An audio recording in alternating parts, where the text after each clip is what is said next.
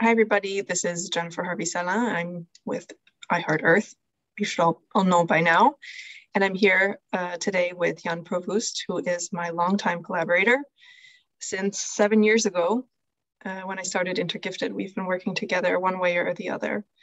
So Jan is in Belgium and is a science writer who used to work in a research center and 3 years ago decided it was time to go.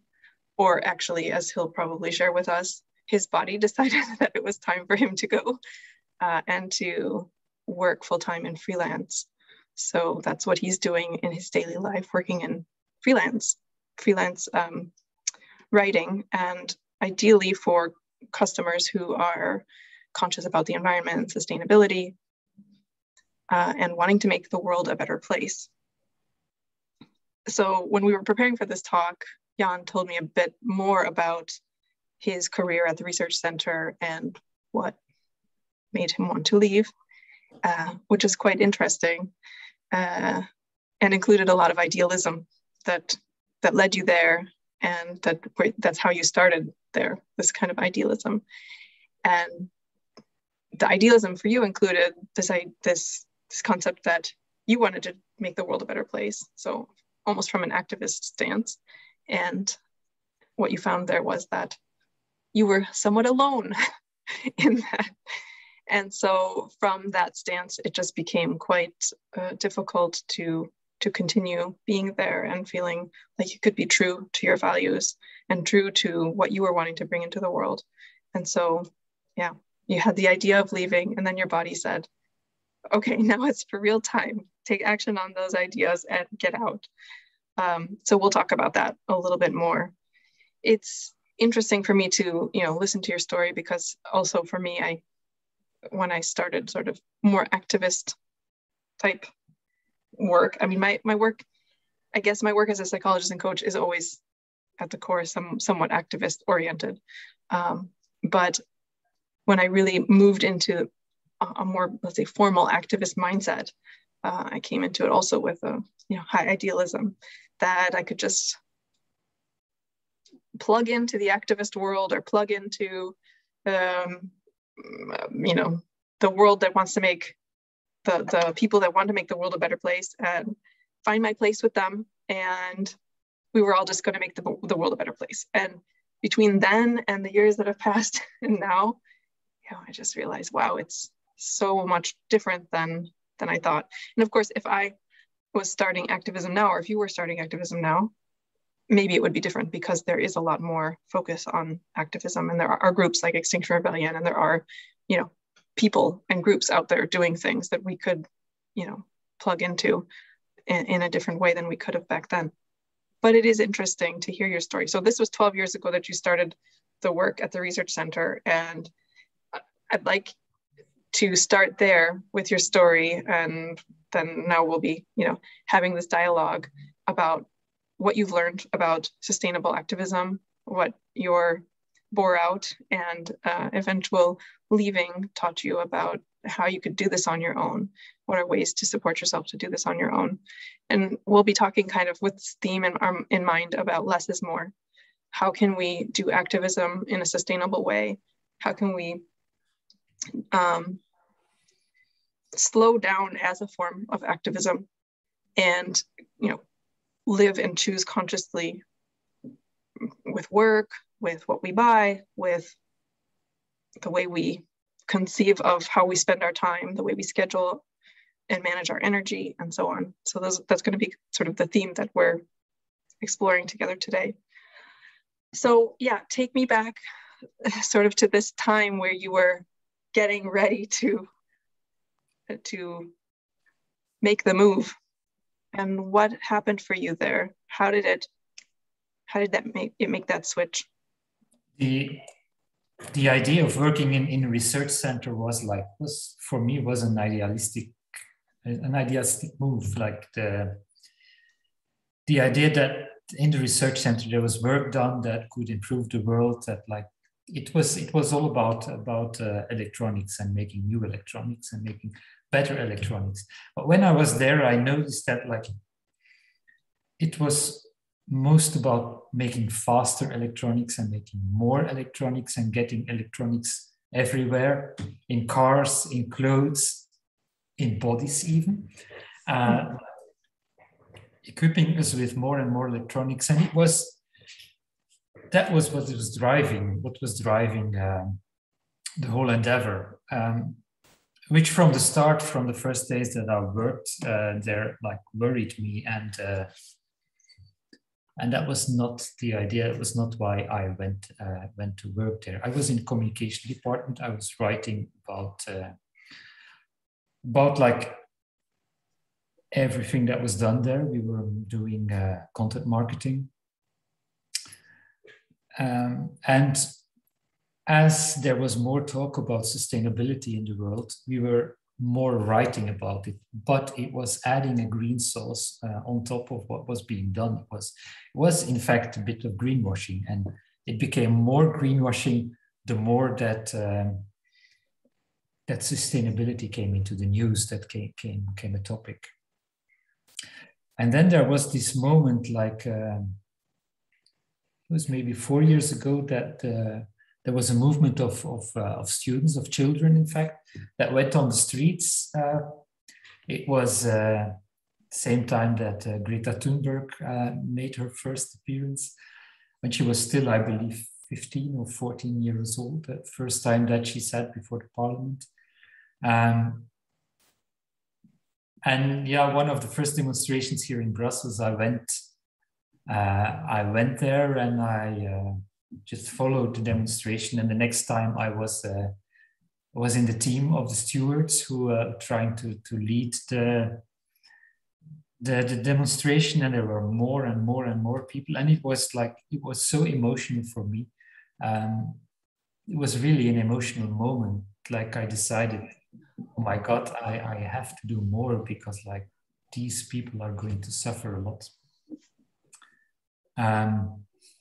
Then there was even a demonstration where Greta was in Antwerp, where Greta was present, and where I even got to help her get on the train, because she had to go from the demonstration to the train station in this very busy metro of Antwerp, and with a few people, we protected her.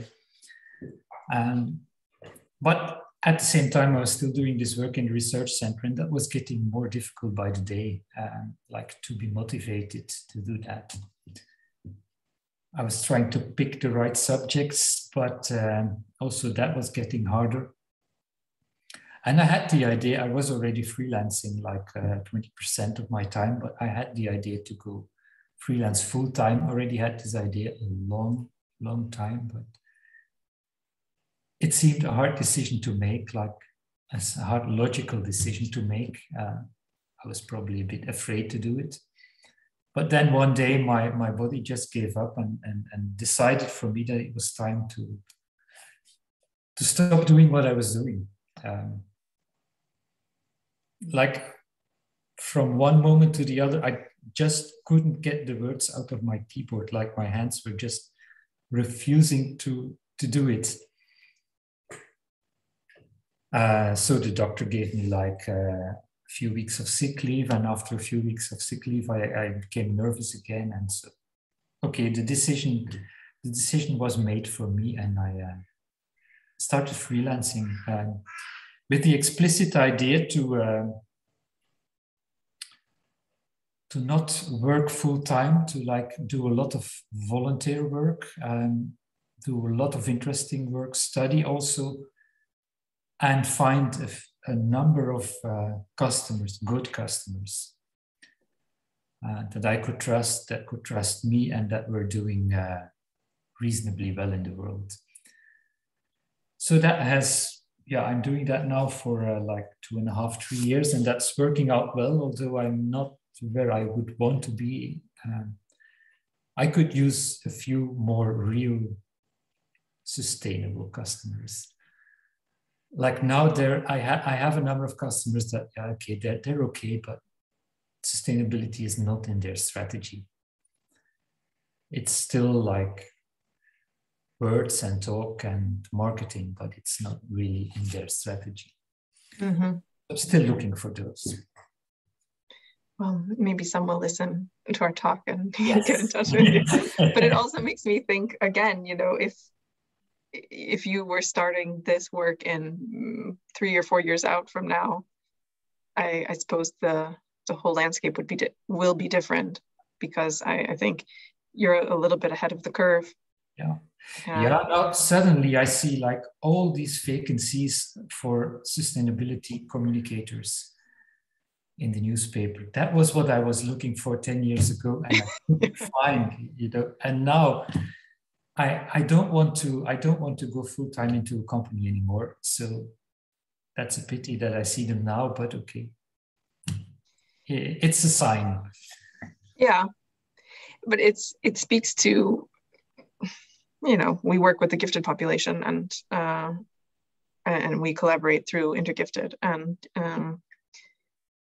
this being 10 years ahead of trends, you know, this is a common thing that we see, people that their minds are skipping some steps, or metathinking, as we call it. So they're out here in the future, or, you know, in these other possibility spaces.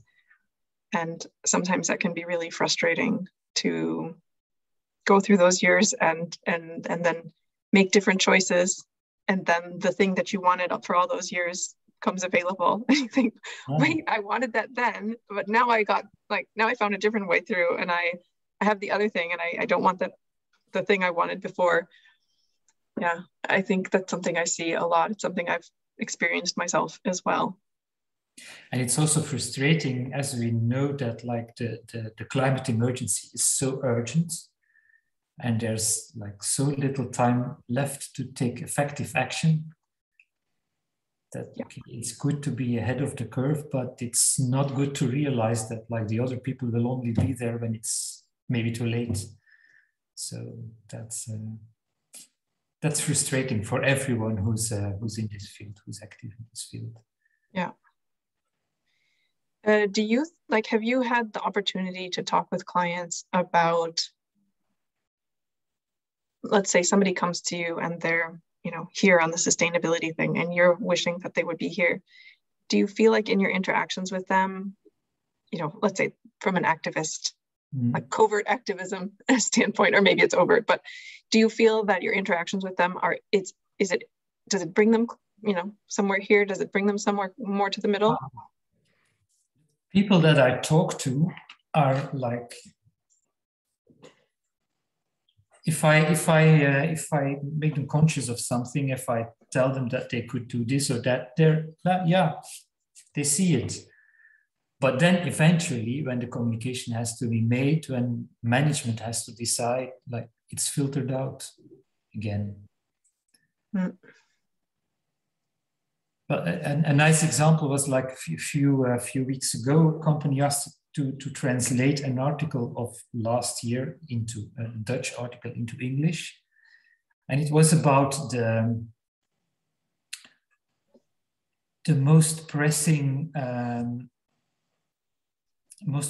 issues for supply chain in 2022. And in the meantime, the war had started in Ukraine. So I said, yes, you cannot do that. This is like, there are other issues now. These are not anymore the most pressing issues for supply chain. And they agreed, but they didn't rewrite the article. They just didn't publish it. So I lost the job. I should have kept silent. I didn't, but okay. You see, that's happening. If I give advice, the person whom I talk to will be very sympathetic to that, and okay, many people are conscious of what's happening. So but when they go to management, when they discuss it in a group, like, it's not followed through. Very interesting. And I wonder how quickly that will change. I mean, it seems it will change. It'll have to change. The question is how quickly that will change. Okay, on the personal side, you know, you have stopped working full time and have prioritized a slower life, like slow living, we could say. And that has been part of your activism. how has it, so when we, here we're talking about you're here and your customers are here, and the way that you talk to them, does it bring them more to the middle? In your private life, as you do this slower life, obviously there's probably you here and other people, over here in your life that are still doing full-time life, fast living. Do you find that in talking to them and interacting with people around you, your family, your friends, the customers, do you find that they, on a personal level, that they come more to the middle, or do they hold their spot pretty strongly? The idea that is in the minds of people when I say that I'm a freelancer is that I'm an extremely busy person. So okay. all my customers think that I'm extremely busy, and when they ask me if I have a time slot, they expect that it will be months out because I'm so busy. Although when I send them invoices, I number my invoices, and they can just see that I don't have so many invoices. So they can deduce that I'm not so busy. But that's what's in their mind. And with customers, I don't know if it's so useful to say to them that I'm not such a busy guy. That's what they're expecting. Yeah, true. So I keep that side of my work private for the customers. Yeah. Not for my family though, and for everyone around me, my friends. They're very sympathetic to the idea, and I think some are jealous about how I'm doing it.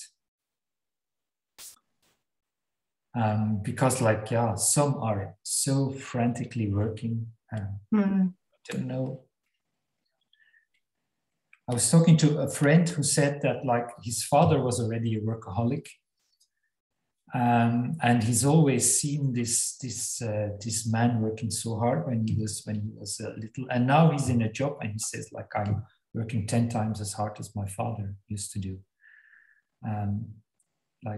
The idea of a workaholic 40 years ago is totally different of the idea as a workaholic now. Oh yeah, I see this constantly in my work supporting leaders, and previously when I was coaching individuals. It's I don't remember what the name of it is. There's a name for it. Every innovation then becomes, we think it's gonna simplify everything, and then it actually complexifies everything times 10. Because email, it's so much easier than writing a letter or making a phone call. And then we all know what it's like managing our inboxes. And also this friend of mine, he has the idea that he could stop any day because he would love the life without work, but he doesn't. So he has this very binary idea. Either he's working 500% or he's doing nothing. But the idea that he could just do a little bit less, that's not in the cards. Yeah, I mean, as somebody who has done what you've done, except I did it earlier in my life, I really had to struggle with that at first. When I left my full-time corporate work, there was a period where if I wasn't doing because I was doing corporate work full-time, plus I had an entrepreneurial business on the side, plus I was volunteering for charities, plus. And my body also said, you're done. You're not going to continue doing that. So that's how one of the ways I ended up quitting. And then I had these 6 months where I had to fight that constantly. That said, either you're at the 500% or you're at 0. And well, I had it that 500% was correct and 0% was bad. I mean, that's what, we're privately working on this article about internalized capitalism. And it was that, I'm a valuable person if I'm at 500%. And especially as a gifted person, I'm valuable when my mind is helping me, my gifted mind is helping me do things at the top level, and a lot of things at the top level. Like, you know, I was kind of living multiple lives at the same time and holding myself to that standard. So then there was this time afterward that was like, okay, how do I detox from that and find that just somewhat less? So then I ended up doing, you know, a little bit of work, but not, I was like you, I was like doing some work, Yeah. but not with that other mindset. But it took like hardcore retraining. In a sense, I had the feeling then that my new job was to just detox myself, which felt like a full-time job. Yeah, and you see that like how little children are already trained in that internalized capitalism, in that system. Like they go to school, and then afterwards they still have the hobbies. Like every evening in the week there's an additional hobby. And then just today in the news, someone measured the amount of hours that the children spent on social media and on their smartphones every day, and that amounted to like, I don't know, close to 3 hours a day. Yeah, add that up, like going to school, 3 hours of smartphone, and the additional hobbies. Like, yeah, that's a setup for burnout before they leave school. Well, and we see that like Western kids are really struggling with burnout right now. Yeah. I mean, you know, in the recent years. No surprise. Mm-hmm. Yeah. So since you've been in this like somewhat slowed down phase, what have been the best gifts for you? The best gifts are the ability to think longer and to study on the things that I want to study. Like if I want to write a text, if I want to, even for a customer, I give myself the time to do that. I try, if I do work for customers, I try not to be paid by the hour, but like for a project. And then it's totally up to me how much time I spend on it. And that gives me this room to, like, if I'm interested, I can go very deep and learn something. And I have the time to do that. I have the space to do that. Yeah. Which I didn't have in my job. And it was not only because of time, but also because of like the environment and the social control. And like, you couldn't just spend a day studying whatever because it interested you. And that's what I can do now. Yeah. That's so much more, yeah.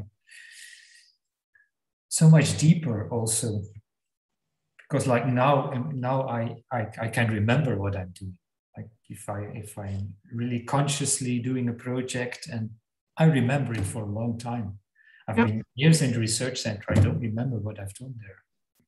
It just passed, and okay. Like it's more mechanical. It's more, I mean, it was more mechanical. Yeah. More like in a sleep mode. I don't know. Yeah, something like that. Yeah, like the walking, sleepwalking. Yeah. It reminds me of when I came back to whatever you want to call this, the real world doesn't sound right, but the sort of a little bit more regular working world. Mm-hmm. After my detox period, I had to figure out, and this was a lot from my work, as a psychologist and coach, it was like, I had to figure out what was a realistic way to spend my working time. Like, what went with the way a brain actually works. Mm-hmm. Like, one of my pet hobbies is neuroscience. So anybody that's listening, this comes from a lot of my study of neuroscience, but it's like, what makes the brain at its best? And I don't mean at its best so that it can perform for the capitalism world or whatever, but just what makes it perform its best in a way that's pleasurable to me and that, you know, allows me to live out my values and the things I feel called to do. And it's exactly like you were saying. I was just thinking so much about how these periods of exploration, like aimless a bit exploration, you know, non-productive exploration. I mean, it can end up finding an aim, like an aim can emerge from the exploration, or you can end up producing something from the exploration, but that's not the point. And for me, I realized, and working with, you know, clients over the years, I realized like we need that to be something like a third of our time. And for most people, when I say a third of their time, they're like, oh, what? That's impossible. I could never do that. And then people would get even more upset when I would say the next thing, because then I would say, and something like a third of our time needs to be devoted to experimentation. And that's also like no guarantee that it's going to produce some wonderful thing. It's experimentation. So then I, you know, created this model that I called the thirds time model, the thirds time management model, which was that you spend a third of your time exploring, a third of your time experimenting, and a third of your time earning.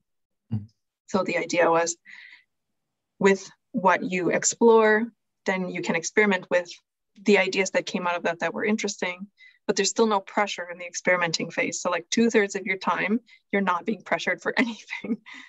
And again, people would get really upset with me because they'd be like, that's not possible. How can you do that?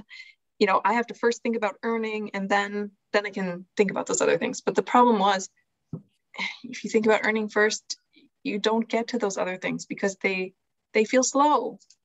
They feel aimless a lot of times. And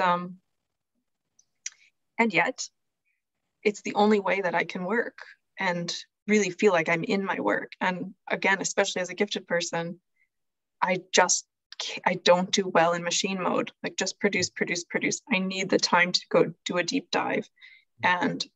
Or like I was talking about the metathinking, I need that. Otherwise, I just feel like I'm sleepwalking, like you said. And also, if you take the earning part first, like there's always this pressure to grow it and to grow it and to grow it further in your life. Yeah. So indeed, like the time and the space will never be there to do something else. Mm-hmm. No, and what I mean, you know, then when I came back into like real working, or whatever you want to call it, I was supporting gifted entrepreneurs, and like in coaching. And one of the big things was that they would tell me, okay, if I think about earning, then I divide my time out and I need to earn X per hour in order to cover my expenses, or to cover what I think I need to earn. So when you calculate that you have 8 hours a day and you need to earn whatever, I'll just say 800 just to give a number, then you think 100 per hour. But if you think, okay, I have 8 hours in the day, and a third of it is exploration. I mean, it's never this simplistic, but you know, just for the sake of the exercise, a third of it is exploring, a third of it is experimenting, and a third of it is earning. Then you go, okay, so I'm, you know, basically 2 point something of my day is what I'm earning. And so then you think, well, if I need 800 per day, then that's 400 per hour, more or less. And people would say to me, oh, but I can't dare charge that. How dare I charge that? And yeah, sometimes you really can't. Sometimes you really can't. I mean, there's more that determines what you can charge than just what you want to charge. But at least it gives you a better idea of what your time is really worth and how to build in those other things. And then sometimes we would have to get creative for how, okay, so maybe you can't charge exactly that, but how can you organize things so that you still get the amount of money that you need and get that other time. The other thing, and I think go ahead. For me, as a writer writing for companies, the idea of not charging per hour is that like the better you get, the less you earn, because like you do it faster, and yep. that's not a good way of working. So yeah, I try to just quote them for projects, and yeah. And sometimes that's to my advantage, and sometimes it isn't. But yeah, some projects are so much fun that I gladly spend some more time on it. Oh yeah, Yeah. And then again, if I would charge per hours, I wouldn't do that. Like I would be afraid of the extra time that I would have to charge them. So now I can just do it. Yeah, exactly. And with how you're charging and with the way that I, have done my own work and have advised entrepreneurs over the years, is like, you also can factor in what you really need. Because a lot of times people have this idea in their head, I need this. I need this amount. I need it, the 800. But maybe when you really look at your life, you realize, no, I don't. 800 would be nice. And a lot of us have this, a lot of us, have competition and a sense that we have to earn as much as our friends or more than our friends, or I have a lot of education, I should earn this. And to some degree, of course, that's true. I don't want to be paid, 10 francs per hour for deep emotional psychological work. That wouldn't feel fair to me. But at the same time, I also don't need 1,000 per hour, and when you charge per project, or when you charge in this way that I'm talking about, like a third of your time is earning time, you also can really think about, what do you really need? And then charge accordingly. It gives you the space for thinking about it, as opposed to, well, per hour I need this, and then it's like becomes what's the word when you just have tunnel vision, and you're just going toward that per hour, and you're not really taking the time to think about, what is it that I really need. Yeah, absolutely. And also, like, for me, it's I bring to the table for companies, I have very wide knowledge. So they can give me a few words and I can write a text. So I will not bother them. And most of the time they're quite happy. And I tell them also, it's no cure, no pay. If they're not happy, or if I have to rewrite it 5 times, it's the same price. Mm-hmm. Of course, I'm banking on it that I will do it right in the first time, and most cases that is so. But yeah, that's also like knowing yourself and knowing what you can do and knowing what you can bring to the table, and being conscious about that, and being a bit comfortable in that situation. Yeah. And maybe that is also perspective that comes with age, and young freelancers who start out will have to look for that and develop that over time. Yeah, it's true. And a life situation also does make a difference, because if you're just like really going from paycheck to paycheck, as they say, then you have less flexibility to take this time and take a different approach. I mean, I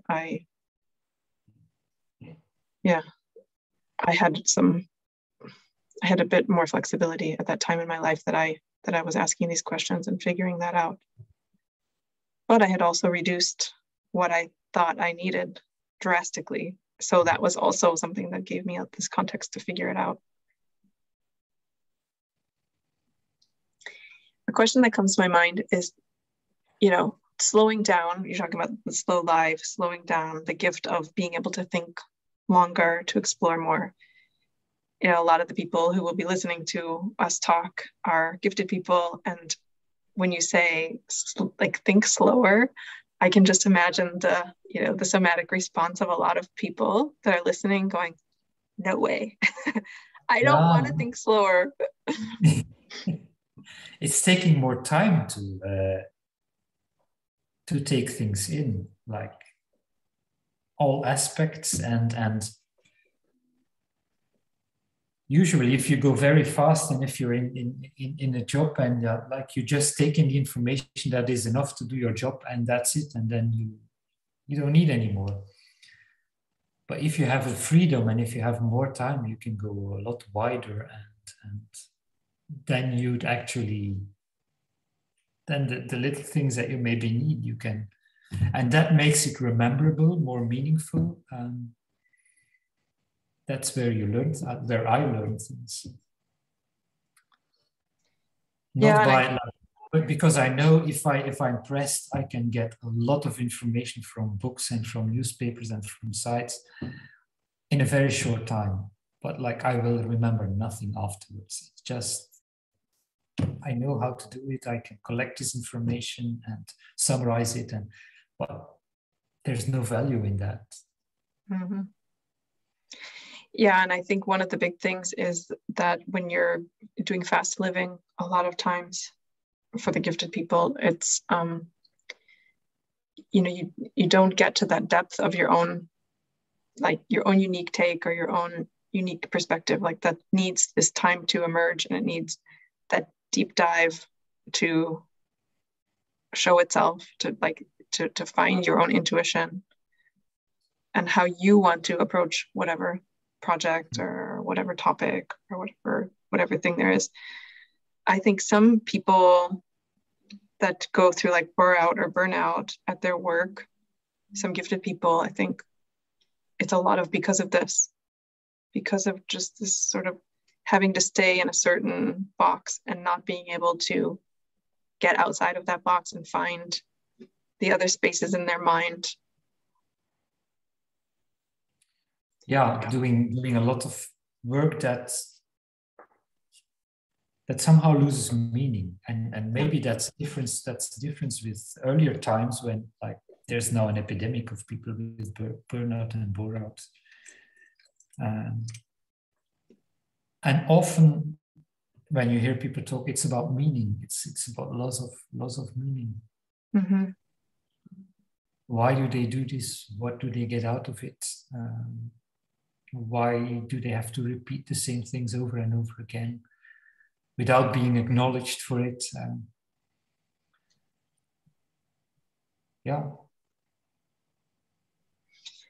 I think for of a pair. Why I call it a bore-out in my case was that actually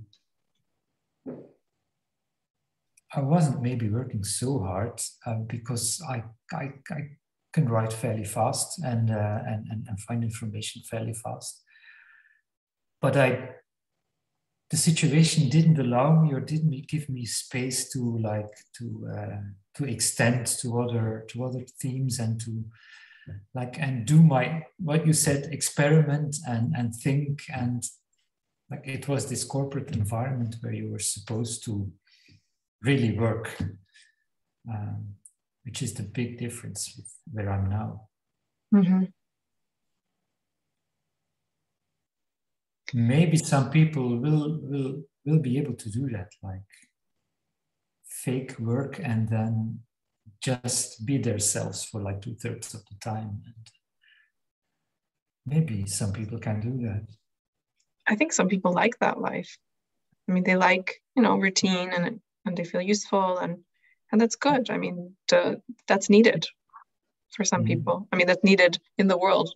There are a lot of routine jobs that it's important that people do them and that and there are people that are suited for that. They really like that. But I've always told my clients, like, let the people who love that and who find value and meaning in that do that work. And then you find something where you love it and you find value and meaning in doing it. I wonder how much of the world situation plays into how people relate to their work at this point in terms of like finding meaning. Like I could imagine even if I was doing something really engaging in, say, finance or something, but it's divorced from the realities of what's going on in the world in terms of the climate and environment, and even now the geopolitical situation. I mean, I think I would still have a lot of trouble. I mean, I still have trouble even because my work isn't specific to, now I'm doing these projects that are more specific to climate, but my main work isn't specific to climate. And even there, I find it difficult to continue to have the same kind of meaning as before I knew that this was so bad, that the world situation was so bad. Yeah, what I see with people around me is that they have like various strategies to cope with. Like you have some that will tell me, I don't read the news, I don't listen to the news. I don't have to know it because it makes me unhappy. So, okay, maybe that's for them, that's valid. I don't know. This makes it very hard to talk to them because they don't read what I'm interested in. So, and then there are those who do the job, but they have to balance it out with being an activist or doing activist work, doing meaningful work next to the job, which is of course also a setup for like burnout. Yeah. Because when they're already tired, they begin doing their extra tiring activist work. And then they're maybe at an age where they have children, so there's also the children, and so I see people struggling with that too, and like failing at work, and then often work is the culprit, and they have a bore-out or a burnout at work, which is sometimes kind of a hero status because you have worked so much that you are burned out. But sometimes it's just because they're doing so much next to the job. Yeah. Yeah. So like we've talked a lot about, between you and me, we've talked a lot about sustainable activism, and you wrote this wonderful article for our Intergifted blog, which I will link in the notes for this conversation. For these people who are, trying to add activism onto everything else that they're already doing, what are some of your thoughts on how to make that switch? I mean, you quit your full-time job, so you got this extra time to be doing these things. I wonder, if somebody was saying to you, okay, I really want to do activism and I want to do it sustainably, and I'm working already, maybe full-time, what should I do? What would I do? If they have a job that is not sustainable, like they're doing these two activities, they're like multiplying the non-sustainability, like the job that's non-sustainable, and then they create a non-sustainable situation by doing more activism on top of that. Mm-hmm. I would absolutely advise them to look at what they are doing and to select. And if they really want to go into activism, quit or slow down that that job that is not so sustainable. That already is activism in itself. True. Of course, if they are already a teacher or they are already a nurse or they're already a doctor and they still want to do, maybe that's just too much. Maybe they should be conscious that their job is already activistic. So, yeah. But in general, and that's what I've done, I would recommend everyone to take a hard look at all their activities and see which are the ones that bring joy and meaning, and maybe first imagine if they could leave part of that, if they could leave their jobs, if they could do a half-time job instead of a full-time or 80% job. Maybe just imagine that and have the idea juggle the idea in their head for like a few months, and if that works out, then maybe make it reality. I like that you say that. It highlights something that we talked about in terms of courage, because I was mentioning these 6 forms of courage that Robert Augustus Masters, psychologist, defines in his book, To Be a Man. And so it's emotional courage, relational courage, physical courage, and so on. And then you added one, you said something like imaginational courage or imaginal courage. And that's really powerful, I think, as a first step, because a lot of people, and in preparing for our talk today, you were saying that a lot of times the response to something like eating less meat or, not having a car or something like this is like, what? Like, don't attack my way of life. I can't even imagine that. So, can you imagine that? Yeah. Yeah. So it could just start with imaginal courage. That's like just trying to imagine it. Not maybe don't even try yet to take any steps, just to see if you could imagine it. It's something that I've learned while I was still trail running. These long distances, a lot of people in that community, they use their imagination for training, because like with imagination, you touch the same brain circuits as when you are really running. So by imagining that you're doing these long distances, imagining that you're running a marathon, you're already training for the marathon. But you can do the same thing in other parts of your life. Yeah, absolutely. And apparently a lot of people are afraid of that. Like when I talk to people that are not happy with their life, and I ask them to like just imagine what could you do, or what they just flatly refuse to think about that. As if something would happen if they just start to think. Well, it probably would. Which probably can, yes. I do think that's why people can be so scared to even go there, because once you do open the door, it's hard to close it again. I mean, even if your life just changes a little bit, usually when we start thinking different thoughts, our life does change. It really makes me think of Joe Dispenza's work. He talks about sort of what happens when you think differently, what happens when you have the courage to imagine yourself differently. I'm trying to remember the name of the first book I read of his, because it would be so apt here. It's something like Breaking the Habit of Being Yourself. And he goes into how this process works neurologically. It's kind of replacing the old self with a new self, because of the way that we start imagining ourselves differently, and how the direct effect that has on our biology. I mean, so in that sense, we can really understand the term courage, like imaginal courage, that it does take courage because you are going into some unknown space.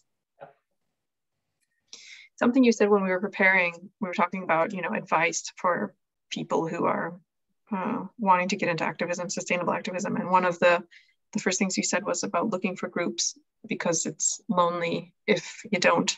And it's, it's sure. If you want to do activism on your own, it probably will not have a lot of effect, and it will be a lonely and scary place. Because like you're not going to be supported by the people around you, and you're going to have to push back a lot. But when you're in a group like, just saying Extinction Rebellion or Youth for Climate here in Belgium, or Fridays for Future, or there are many of those groups, and they all have different vibes and different organizations, and you can choose one that suits you, or one that is close by, and that's where you can get ideas. And most of the time, you are really allowed to get involved as deep as you want. Like even with Extinction Rebellion, there are so many roles, and no one is forcing you to do whatever. Even on the surface, it may seem that some of those group to extreme things, but like it's all voluntary. Yeah, and I mean, I was involved in Extinction Rebellion when it was around here. Then now we don't have a group around here anymore, but I mean, you could just do emotional support, or you could just make phone calls, or you could just give out pamphlets. Like you could just help on the website or something. Like there's a million things that you could do that are not, gluing yourself to the bank door or whatever. They have a grief circle. Like you can just go to the grief circle. Yeah. And then you are in the midst of those people and you get ideas and things that you would never have thought about. And you see people that, for example, like me, that don't own a car. For some people, that's like a huge step, not having a car, but it's so easy. So there you get the examples in those groups.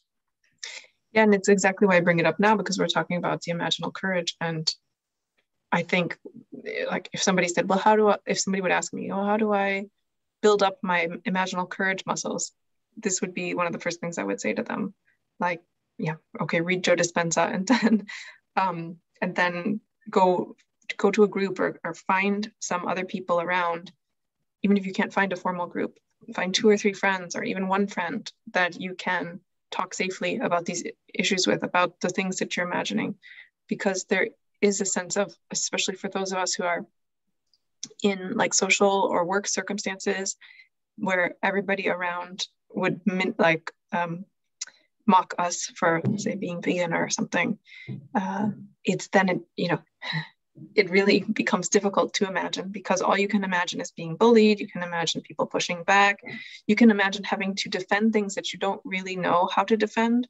Like a lot of people for climate science and veganism and transport and these things, they haven't studied it in depth. I mean, even I've studied it all in depth, and I don't have the ease of describing it like a person who's been doing climate science for 20 years has. Like, Catherine Hayhoe comes to mind. She's so good at, simplifying and defending the climate science. And I can't do that, So when I imagine doing activist things, I can easily imagine somebody asking me questions that I don't know how to answer. And the frustration and the delegitimization that can happen when you do that. However, when you get in a group of people who are willing to do this imagining with you and are already doing some imagining of their own, it gives you this sort of safe space to do some imagining, and to think that I could say to somebody, yeah, I don't eat meat.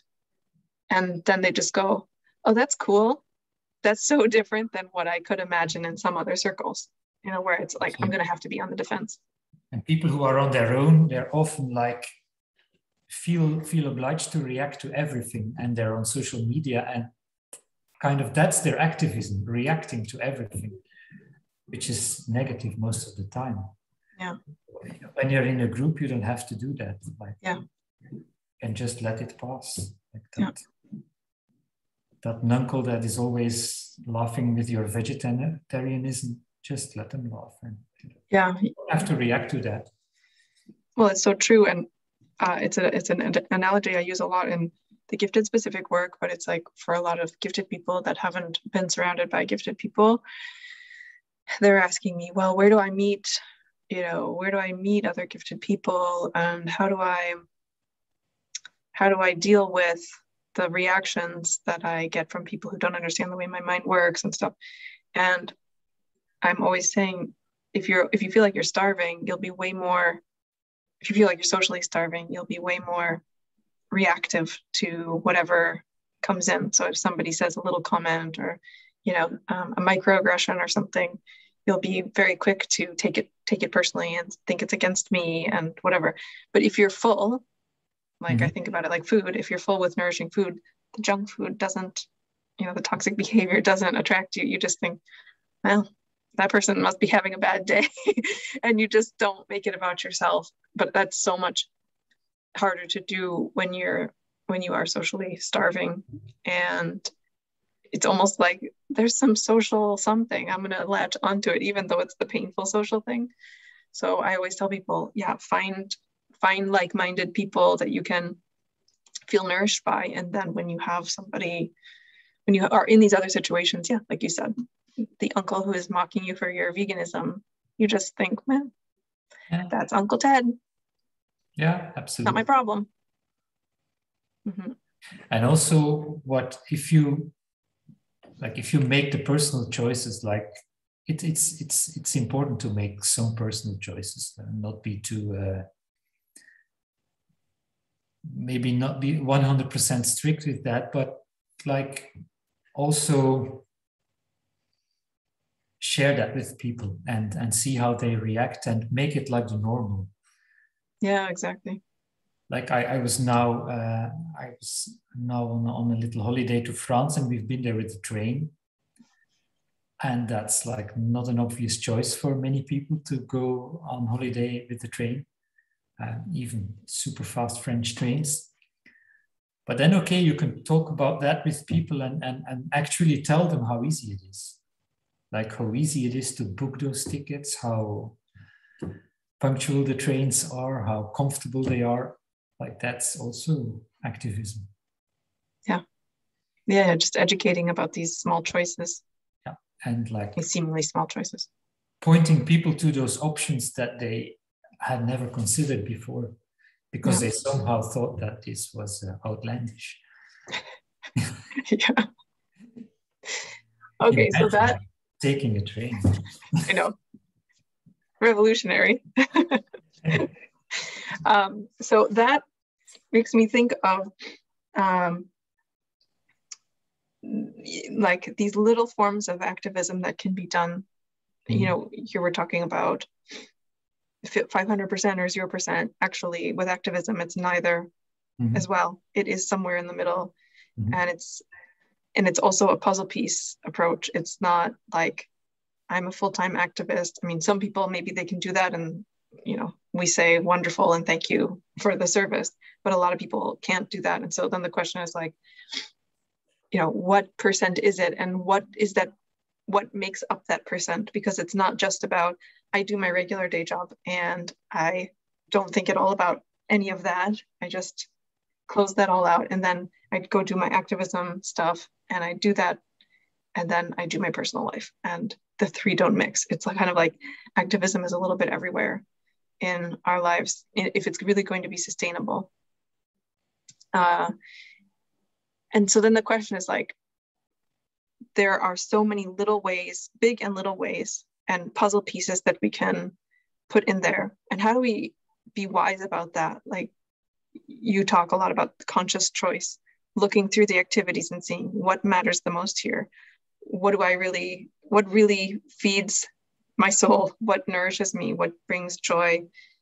Where do I really feel like I'm making my unique mark? You know, so some of the things that you've done have been rather unconventional. So I wanted to kind of highlight them to open the imaginal space of some of the listeners and invite you to share some of your experiences that are outside of the norm. You're not, you know, one of the potential titles that we had for this talk was Activism for Introverts, because, you know, you're a strong introvert and that's part of the way that you show up in the world, and it's important to you. And I think that's powerful. It's very powerful to hear from somebody like you, because a lot of us are not, you know, the extroverts that are ready to go out and shout. Some of us are, and some of us are not. And so for those of us who are not, it can be sometimes really difficult, because we can think, okay, to be an activist, like I got to go glue myself on the bank door, or I've got to go to the Capitol and with a sign and shout, or I have to do a hunger strike, or like some things that maybe appear much more extroverted than we're ready to do. So there's this whole range, you know, there's the whole puzzle, all these puzzle pieces that are not necessarily the loud one out there in front of everybody. And we can bring those into our lives in all of the different areas, you know, work, personal, and, you know, activism proper. So like you have taken, hold on, my English is failing me. You have taken part in legal actions. That's actually something that can be very rewarding, I think, to look into for gifted people, because like I'd seen the first climate case in the Netherlands, and I'd followed that, and that's like you get a whole new idea about what law is about and how law is made, and you see this is really kind of a chess play between two parties, with the judge listening on to and looking how the chess pieces are played. So very stimulating to look at that. And then we had the Belgium case, where they asked for claimants, so people who really go in with a claim against the Belgian state, Belgian authorities, because like we have 4 governments. So and then we could put in a little money, and I'm giving a little money for this case every month, and like we are 60,000 together. 60,000 people in Belgium have decided to be on that list of claimants. And that's not just giving money, but that also makes you responsible because you're really in a legal way claiming something. Yeah. So it's really 1/60th thousandth of me is there in that court case. And then I also go listen to a whole week to that court case. And you're like, I have never been so much invested in that, to follow that and to understand that and to try to see what's happening there. And that's such a powerful way, because like all these climate cases build on each other. Like first time a judge has ruled in favor of Urgenda in the Netherlands, like all the other judges will use that, and then there will be arguments added. And in Belgium, the judge has ruled that the government is effectively infringing on our human rights, So that's like a very heavy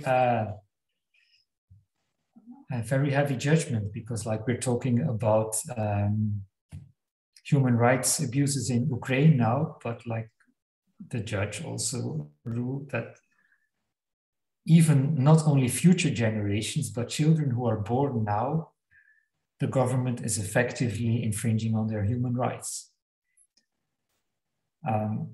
So that's very powerful. And then you have the case against companies in the Netherlands, against Shell.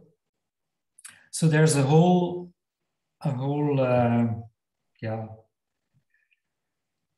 all stepping stones and stronger cases are formed, and that's going to be very important in the future. But it's interesting to follow that, because it's not so evident. Like we all have ideas about law by seeing some movies or about murder cases, but this is totally different. Yeah. I wonder if there's going to be like a whole new genre of writing and film and art, like about climate crime. Yeah, absolutely. I mean, maybe it already exists and I just don't know about it. And now we're talking about, human rights are just for people who are living now. So the problem is, how can you adjust the law for people who are living in the future? Because human rights doesn't care about people living in the future. So that's a possible addition. And human rights is only concerned with humans, like not with animals or with... So that's another addition. And the law is like moving in that direction. It's going slow, but it's moving in that direction. Yeah. And then there's the whole issue of how will we force governments to take these lawsuits into account? And the Dutch government has immediately followed the lawsuit and followed the results of the lawsuit. The Belgian government hasn't moved a bit. And like if you look to Poland, they just replace the judges if they don't like them. That's another way of reacting to lawsuits. So, but it's a very interesting field of activism, and I think more and more people who study law at this moment will also be involved in the future. Oh yeah. Like the first people who did it, Roger Cox in the Netherlands. He first wrote a book, and then he went into a real court case, and he was like inventing it. Yeah. He'll be, I think, considered like the grandfather of climate legal questions. And then next year he was elected by Time magazine as one of the most influential people in the world. So yeah, it's very interesting, and it's not activism that you would think about, that I would have thought about at first, but only once you get to know it. It's so interesting also to learn all these things. And oh yeah, it opens, the activism world has opened my eyes to so many things that I just wasn't aware of, and it is super interesting to learn. I'm curious, how did you learn about the legal case? I mean, how did you learn that you could get involved with it? First, the book, always the book with me. Like I always read the book first. When I want to run a marathon, I read the book first. So it was also the book of Roger Cox, the lawyer. I read the book, and then I started following, because the lawsuit in the Netherlands was online. Could just follow it online. Started to follow that and started to read about that. I got a PhD from a Dutch lawyer. It's very well written. So yeah, that's how I rolled into it. And then there was the Belgian case. That's cool. Yeah. And it's again a selling point for having the time and space to explore things that might or might not lead anywhere. Like you saw this book and you thought that's interesting, I want to explore, and then you watched the case in the Netherlands. And yeah, I think sometimes people get the idea like, I have to know exactly what I'm doing and exactly where I'm going, otherwise it's not good enough. Like I need to know exactly what I'm going to be doing as an activist. And it's like, none of us know what we're doing. We're all just figuring it out moment by moment, step by step. And the things that I think I'll be doing tomorrow probably aren't the exact things I'll be doing tomorrow, because some new door will open up today that I can do tomorrow that I didn't know about today. And in the end, we have to we have to build the mindset, the activist mindset, and we have to build the numbers. Because one moment it will all depend on the numbers. How many are we? And are you prepared if something new comes up to jump onto it? And so all what you are doing is preparation for later, but you don't know yet for what. So it's always preparation for later. Yeah. It's, in a sense, it's really like building up these micro skills. You could say your activism muscles, like building up these micro skills so that one day when a bigger opportunity arises, you can say, yeah, I'll take that. Because you don't just jump from knowing nothing and doing nothing to, let's say, the marathon. And also, like every organization, like Extinction Rebellion, they all need the talents that like you have or everyone has. Like when we were doing that demonstration in Brussels that ended quite violently 2 years ago, like there was someone cooking soup for the whole group. Like you need someone to make good soup. Like you need everyone, and they're all valuable. Exactly. Yeah, I was involved, with the hunger striker here in Switzerland, Guillermo Fernandez, and it was incredible. The team that assembled around him. I mean, we were people from all walks of life, and every little bit was needed. Every little skill and stuff was needed. We didn't all have to be out on the square hunger striking, but for example, I wrote a letter for the Swiss government that people from outside of Switzerland could send to the Swiss government to put pressure on them to respond to his demand that the government get a training in climate science. And that training will happen in 2 weeks because of what he did and because of how everybody chipped in. And if we hadn't had everybody, cooking the soup and writing the letters behind the scenes or whatever, it wouldn't have happened. Simply. That's wonderful. Yeah. And maybe because, what we should also warn people is when you go into activism, you go into a group, you may have the same dynamics as in a company. Like, you may have the toxic person or someone who tries to be the boss, or like, it's also going to happen. Yeah. But okay, it's for a good cause.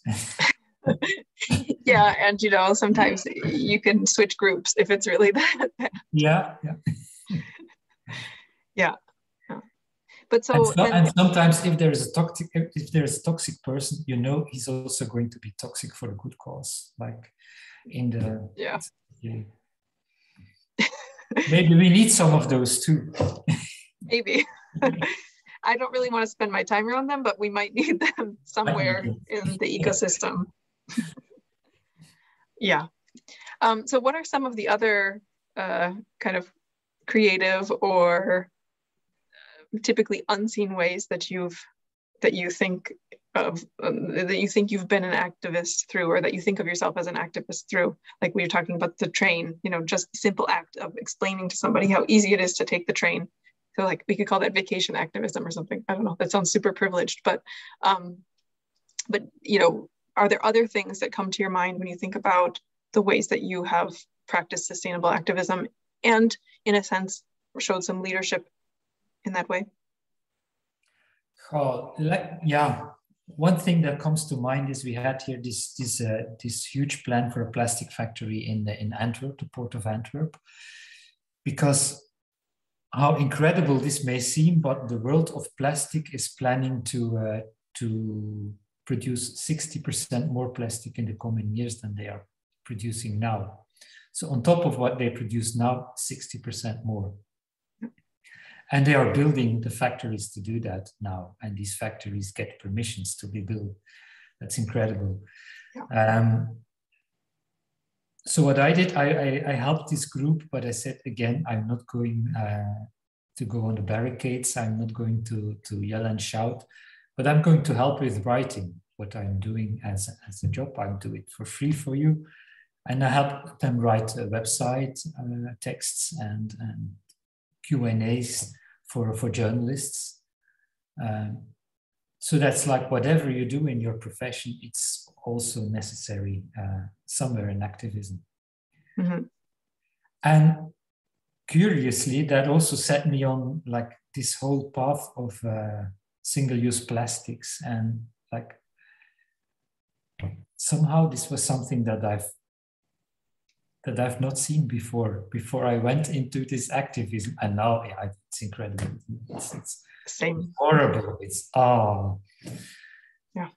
So now talking about very little actions, like when I go to a shop or when I go to the market and they give me a plastic bag, I refuse it, and I ask them if they couldn't get paper bags. Like, I think if they hear that 100 times, they will probably do it in the end. So yeah, that's a little action. I refuse the plastic bags. I try to have my family do the same thing. That's more of a point of discussion, but okay, we try that. Yeah, but that's also the world of plastics. Yeah. Yeah, I had the same awakening as you, and now I can't not see it. Yeah, most of the clothes that we are wearing are plastics. Yeah. And now, of course, they've just confirmed that there's microplastics in human blood and in the lungs. Yeah. Which, I mean, honestly, no surprise, but at the same time, to see it, in black and white, it's it makes the idea of making 60% more plastic seem absolutely evil from my point of view. Absolutely. And then you come into the whole area of clothing and mm-hmm. the cycle, the incredible acceleration in the cycle of clothing buying and how people like buy clothes to use them only once or twice, mm-hmm. and buy new ones. Like that's I don't know. I try since I'm aware of that, I try to wear my clothes as long as possible. Huh. Why not? And I try not to buy any clothes that have plastic names. Try to have wool and cotton, although cotton isn't so good either, but okay. Yeah, but better than microplastic. Lyocell made from wood. There are alternatives. Yeah. But they're not at the scale so that everyone cannot make that choice at the same time. But okay. Yeah. Well, and when people have such a quantity, you know, the rich world that has such a huge quantity of clothing, it also doesn't make sense, even if it's sustainable clothing, but you have, you know, tons of it. Well, that's not in itself sustainable either. Yeah, the fast fashion, it makes me think of how, like, your interests also really play a part in this. So, like, if you love fashion, that's a place that you can do activism. That's like even just your choice of what you wear, your choice of how you shop. It can be a form of activism. Just this week, I wrote an article in a Dutch magazine that said, like, there is no sustainable clothing. Like, every piece of clothing does something bad at some time. So the only thing that you can do is wear it as long as possible. Yeah.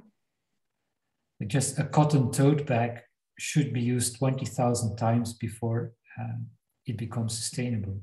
Yeah. Mm-hmm. That tells us something about the harm of cotton, but okay. Yeah, it does. Even if it's organic cotton. Yeah.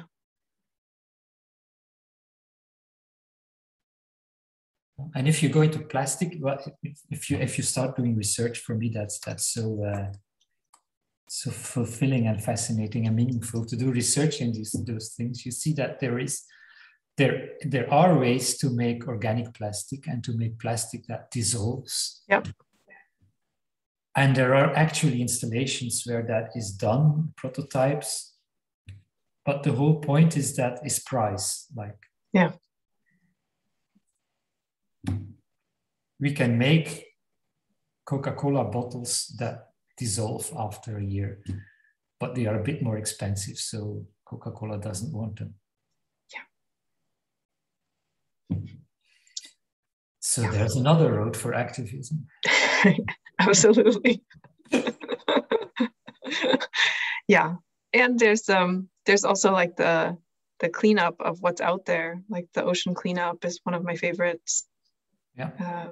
You know, there's a Trash Hero, I think it's called, an organization that's called the Trash Hero. Maybe I'm inventing that, but the name, but it's something where they have, like, trash day and people meet in groups and they go and clean up their region. Mm-hmm. So there's the production side of activism, and there's also the sort of after effects activism. And what you see more and more also is, like, upcycling of clothing and repair cafes where stuff is made good again, is made okay again. So these are small initiatives, but okay. Small initiatives. The scale is way too small, but it's okay and it's meaningful for people to be busy with that.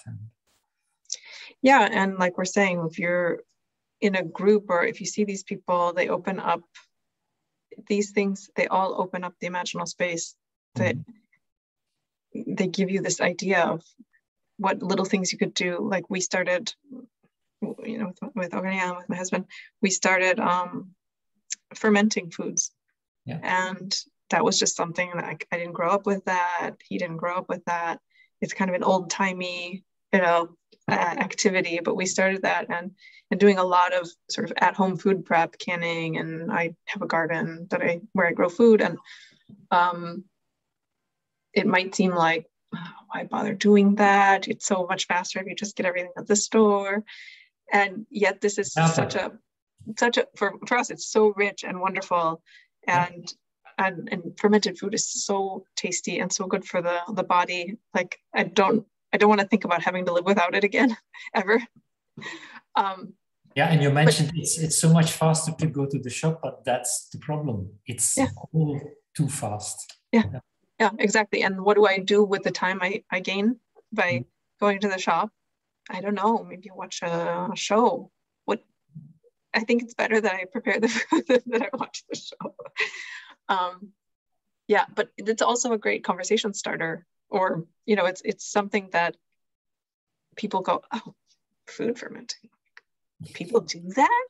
Yeah. But we've inspired a lot of people. There are a lot of people who tell us that they now they're regular fermenters, and when they make sourdough, and this is all there's a sort of a whole restaurant situation happening here, but like this, home food, this kind of stuff, and people that go, wow, I just never thought of that. And so I didn't start it because of activism, but it is now it's a topic of interest, and it serves a bit as activism, even though it's not, again, shouting at the bank.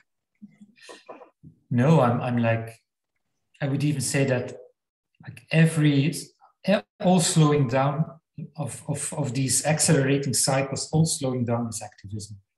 Yeah. It's all time that is meaningfully spent and that is not spent on things that are not so sustainable. So yeah. And something that comes along with it, I found, like, we do a lot of biking instead of taking the car. And when you bike, you realize how much the roads are not, even here in Switzerland, where the roads are relatively good for biking compared to many other countries, you still realize how unfriendly many of the spaces are to slower living. Mm-hmm. Like, it isn't so friendly in many places we go with a bike. And that gives this idea, like, well, why don't we ask the Swiss transport system why they're not doing more? Why don't we go to the government here, the local government, and ask them if there are plans to do something and make some proposals? I mean, we can't do it ourselves. We don't know how to do, biking infrastructure, but I do know how to have those conversations. And it's like, doing the slow living makes you realize what you need for the slow living, like what kind of infrastructure you'd need, what kind of support from the state, and all of that. And that makes you, for many people, for me, for sure, it makes me curious and makes me want to start to speak out and go advocate for those things. And so I think, yeah, as you get into it, and this is why I'm saying even the way you get into it is slow, because it's not like I have never biked in my life and I just decide, okay, I'm gonna advocate for less cars in the city and more biking infrastructure. Like, I would have no idea. I don't know what to argue about. I don't even know what's needed or anything. But since I bike and I know what's needed and I can specifically tell them the areas and whatever else, then I can do step by step. But it's like, by doing that slow life, it gives me the ideas of ways that I could speak up. And of course, I mean, saying that out loud, it's like, yeah, hello, obvious. But it's a process for each person that they have to go through. It's not. I view that as a pedestrian, and like sometimes have an argument with my wife about that. But like, I never give way for a car. Like, I always take the space that's allowed for me as pedestrian, and the car has to stop. Yeah. And that's like a reversal of what I used to do earlier. And also, fun fact, if we will have more and more electric cars and self-driving cars, they will effectively stop for me. Like, now you still have to be careful that someone is driving that car and he may not be looking at me, but if you have an electric car, a self-driving car, they will stop. So they will have to stop a lot, those cars. Yeah. Mm-hmm. One thought that I had in terms of just, kind of being in this imaginal space and talking about the puzzle piece approach, one not so secret hope that I have is that right now a lot of people are getting very involved, especially in Europe. People are getting very involved in some version of activism for Ukraine, on behalf of Ukraine, and even the Ukrainians are, like, obviously brilliantly defending their territory. And their information management is so impressive. They've been so brilliant and creative at the way that they have put out information. And so many activists I've seen around, people that would maybe never have considered themselves an activist at all, that are like really getting into it. They've been so brilliant and so creative in the way that they do activism. So, like, for example, after the Bucha massacre, then the women in Estonia went and stood in front of the Russian what is it called, the Russian embassy, and painted blood on their legs to like standing with the women who were raped. And that is so powerful. Like these messages, these ways of standing up and being in solidarity with the people. I hope that for a lot of people, it helps them to realize that every little act they do and putting their creativity and putting their heart and their emotions into these little gestures, what could be perceived as small, maybe some people would even say it's insignificant, it doesn't change anything, people could criticize these things. But at the same time, I hope that it awakens that part of people that makes them realize that every little thing they do does have an impact, and it doesn't have to be, you don't have to become a bike transportation expert, you don't have to become a legal expert at human rights, you don't have to become a lawyer who defends women against rape, or a psychologist, or you can make such a strong statement. And I think, having grown up in the US where we were treated quite a lot like, they're there, just be quiet and buy the propaganda about how great our nation is, and we don't have to really think about the rest, just leave that to the government. I think I grew up with this sense that, well, there's really no place for me. Like I just could stay in the system and I consume and try to make a little happy life for myself. But unless I was going to be a politician and then do the game, and I was never interested in that. So for me, over these years, I've gotten this different view of like we're talking about, there's this puzzle piece approach, and it doesn't have to be 100%. I don't have to go straight into politics to have a voice. And I hope that, because I've seen a lot of people sort of in the same configuration that I found myself in, having grown up in the US, and like the younger generations, even here in Europe, kind of this, comfort lifestyle, focus on buying, focus on entertainment. And you vote, when it's time for a vote, and you vote. But other than that, you don't really have such an impact. So leave it up to the politicians. And I hope that that's changing with the war, with people realizing, we watch like Anonymous and the hackers, like they're so brilliant. The stuff they are doing is just so brilliant. And like I said, the women in Estonia, and then the Latvian women copied it, and others, around the world copied it. And all these little things. Yeah, what's also brilliant is like a connection with the climate, is that some people are suddenly realizing, okay, we use gas for warming, for heating. Yeah. But this is Russian gas. How can we get rid of that? How can we install another system in our house? And suddenly you have more people going for heating pumps and other technology, because they suddenly realized how this gas got here. And so that's, Yeah. And the Dutch government even asked people to turn down their heating with 2 degrees to 19 degrees. So it's like, it's not good in Ukraine, but it helps the consciousness of some people. It has side effects in climate. And it holds a very ugly mirror up to us who have been, just living on cheap gas and thinking that it just has no cost. No cost. Yes, it has a lot of cost, and it's not just the climate. It's everything is intertwined. So activism, even now, like I think activism with Ukraine, for Ukraine, is in many instances, it is also having a positive effect, like as if it was having a side effect of climate activism. I mean, obviously not all of it, but if it helps us get off gas and stuff, yeah. But I hope that people get, the way I want to say is like that they get a taste for what it is like to have a voice and what it feels like to start fighting for something and having your skin in the game. Because I think, God, I'm such a stronger person since I came into activism. Like, I'm so much stronger.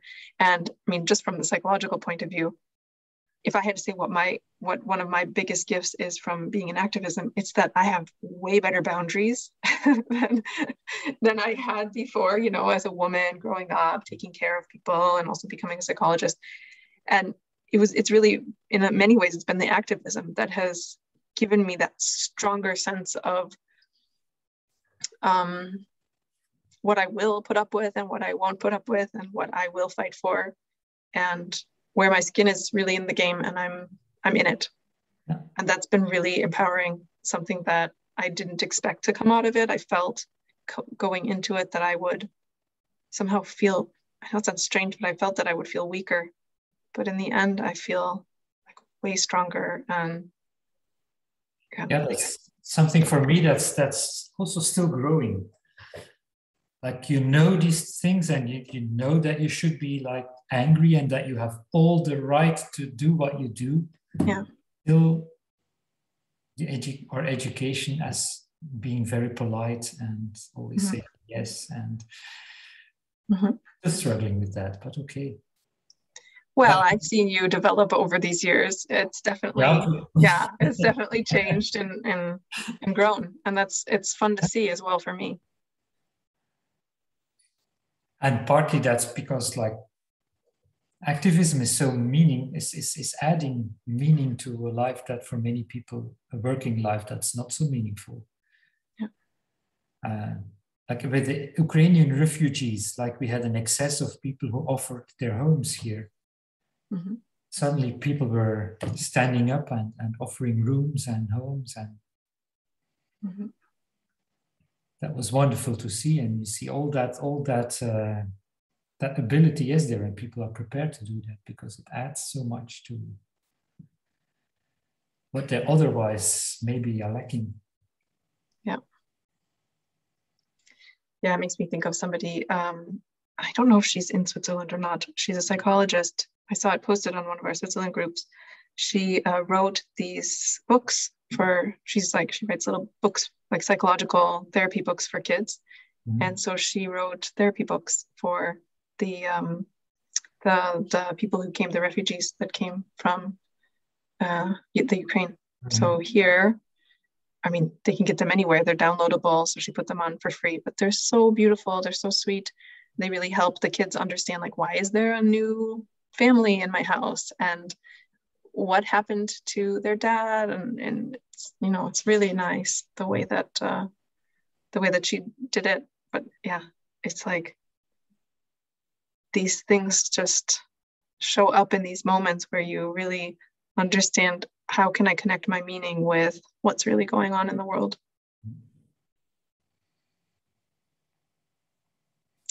I think, you know, as we're talking, first of all, it's funny to be recording with you because we would be talking about these things anyway. So are we recording this? Yeah.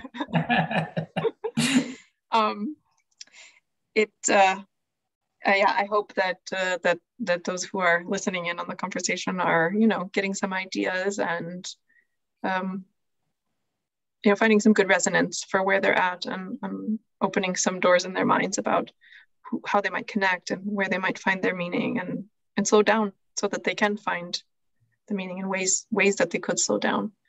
I wanted to say, you know, thinking about the years of collaborating with you, it's been very rewarding for me, and this is you know, this is again a selling point to people who are thinking, oh well, what do I do first? And I'm like, connect with people, because you know, it's you and I behind the scenes together with Kelly Pride and Eric Windhorst and those in our leadership circle who are also, you know, very invested in climate work. You know, having you all to talk to and having your support and being able to offer my support in return has been a big source of nourishment for me, being able to even have these conversations and record them and have I Heart Earth and, you know, to do all of this work. So in that sense, it's been really rewarding for me, but it's also been rewarding just to watch your growth, to watch your process. Like I remember when you announced, you know, when you told me, I quit, I finally did it. And, you know, the celebration and watching you develop your new business or not new business, but, you know, develop the new phase of the business you already had. And just to see how creative you've been and finding the ways forward. So, I mean, for our listeners, there will be much more from us together and separate coming out. I think for people who want to see what we've been doing together, they can have a look at our book our compilation that we made together with the Intergifted community, which is called Gifts for an Emerging World. And that was an exploration of how we can put our gifts to service for the world, for the emerging world, for what's coming ahead. And that was a very heartfelt process for the writers, for all of our writers there. Yeah. You wrote about gratitude. Yeah. I wrote about play, the importance of play. And it, you know, fits very much in both the gratitude and the play. It fit very much into the themes that we're talking about today, that you have to have these multiple perspectives on it. It cannot just be, got to work hard, got to do the activism. And maybe in 1 or 2 years, we should do a second one, because like, I think it's so different now if we would do the same compilation. Yeah, I was thinking that this morning. Keep that in mind. Yeah, absolutely. And then I will link, so I'll put a link to our book. I will put a link to your article on sustainable activism. I might put a link to the article that I'll publish with your support shortly, which is about the internalized capitalism, the productivity trap, and what it's like to be a gifted person with internalized capitalism.